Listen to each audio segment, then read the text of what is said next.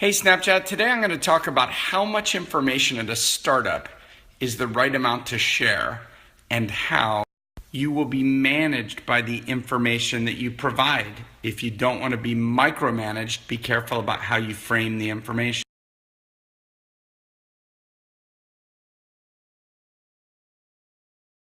The first thing I want to say is do not have meetings for the sake of having meetings.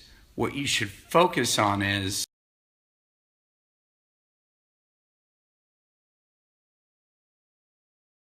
if you have a meeting, it should be to disseminate information, to seek input, to make a decision, or to normalize people around a decision you've already made.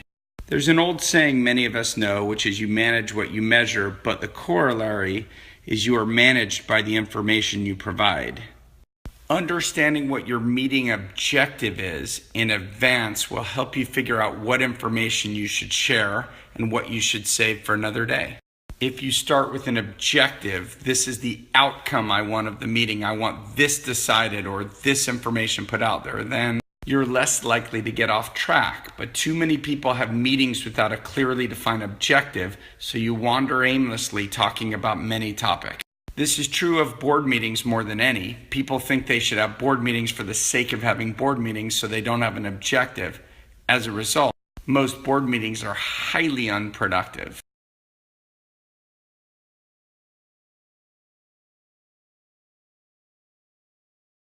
Whether you're management or whether you're an individual employee, you need to ask yourself, is this something I get to own the decision on, or do I need input from above?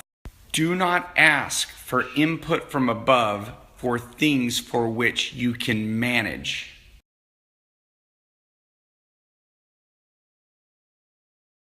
The simple rule is you need to own the results. If you take risk, you own the remedy of fixing things if they don't go well. It's perfectly acceptable to inform somebody later on that you took a decision, had a risk, and it didn't work out. There are some issues that are appropriate for you to escalate and ask for input, and others that it's your job to manage. Many times your bosses, superiors, or even boards will think that they should be inputting into everything, but the truth is they really want people to make their own decisions. If they don't allow you to own some risk and some degree of failure, either they don't trust you or they're a control freak. Neither of those situations are good. But the more you allow people to micromanage you or allow them to get involved in your decision, the more they are going to. It's human nature. Let me explain.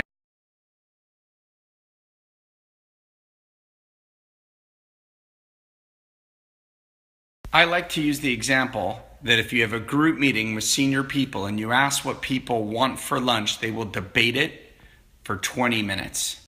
For me, this is a metaphor or an analogy, which is if you provide people information that they have an opinion on, they will simply weigh in whether they should or not. The answer should be, that's a decision you should make. You should consider all factors and decide on what you should eat for lunch. Please establish this example in your mind so that you understand that more information you provide, people will weigh in.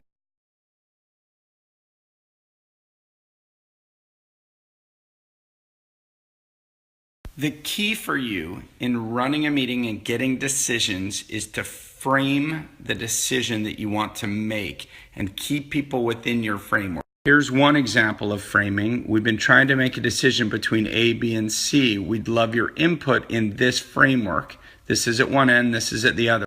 This is another obvious framing. I have decision A, B, and C. We see the pros and cons. And by the way, we management are recommending B.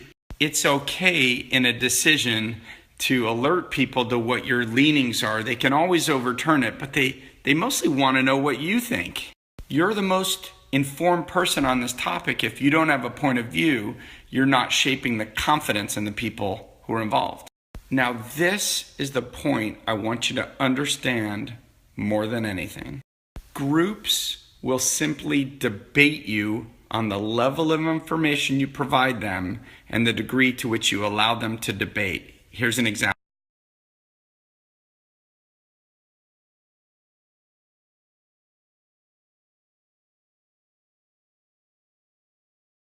I was at a board meeting where we were having a debate whether or not these brands, these logos were important enough to serve.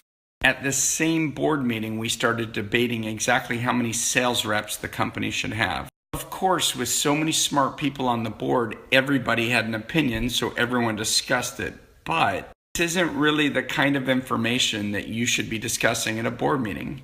So you can get some input, but start to cut off the conversation and say, we've heard your input, really appreciate it, but now let me tell you what we're really trying to decide. If you don't take control of the discussion, if you don't have a framework established for the information or the decisions you want decided, then you simply will talk aimlessly. The person who establishes the framework is the person who will control the decision or the discussion around the decision to be made. What management teams should want, and frankly what boards should want, is direction, not micromanagement.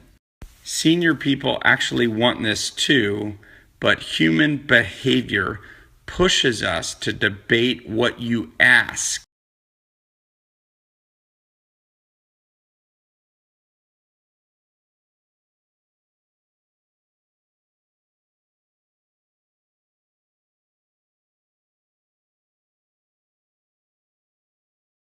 Define your meeting agenda in advance, shape the agenda and draw frameworks, and control the discussion, decisions, and outcomes.